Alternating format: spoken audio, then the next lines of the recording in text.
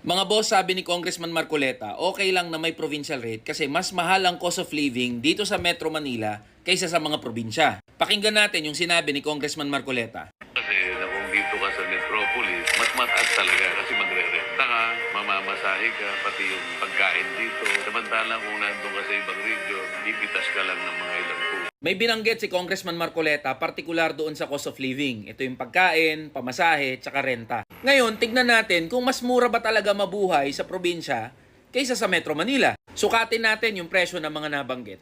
Isa sa mga major commodity na binibili ng mga Pilipino para sa kanilang pagkain sa isang buong araw ay ang bigas. Lumalabas sa datos ng Philippine Statistics Authority na mas mahal pa ang bigas sa mga probinsya kaysa sa Metro Manila. Yan mismo nakasulat sa price situation ng selected agricultural commodities na nilabas ng PSA ngayong Oktubre.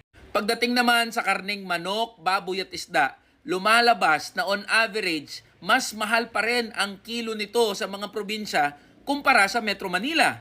Pagdating naman sa gulay, prutas and other commodities, halos hindi nagkakalayo yung presyo ng mga bilihin. At kadalasan, pinapakita ng datos na mas mahal pa rin yung presyo ng mga bilihin sa probinsya.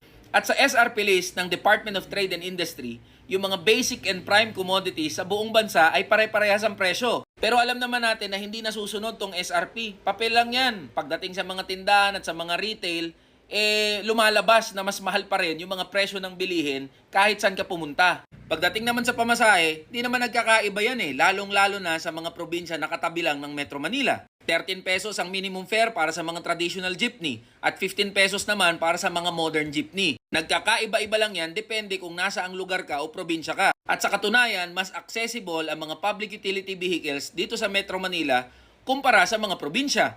Pagdating naman sa buwan ng renta, totoo na mas mahal dito sa Metro Manila. Siyempre, dito lahat tayo nagsisiksikan Nandito yung komersyo, nandito yung negosyo, nandito tayo lahat. Kaya definitely, yung real property prices at yung rent prices talagang mas mataas yan. Pero kahit na ganito, tignan natin yung mga metro city sa mga probinsya. Sa Metro Cebu, Metro Davao, Metro Iloilo, Metro Gensan, sa Baguio City. Halos kapantay na ng rent prices ng Metro Manila yung rent prices dito sa mga probinsya na to. At maraming pagkakataon, mas mahal pa nga ang renta dito sa mga metro cities na to na nakalugar sa mga probinsya. So hindi totoo na mas mura mabuhay sa probinsya kaysa sa Metro Manila.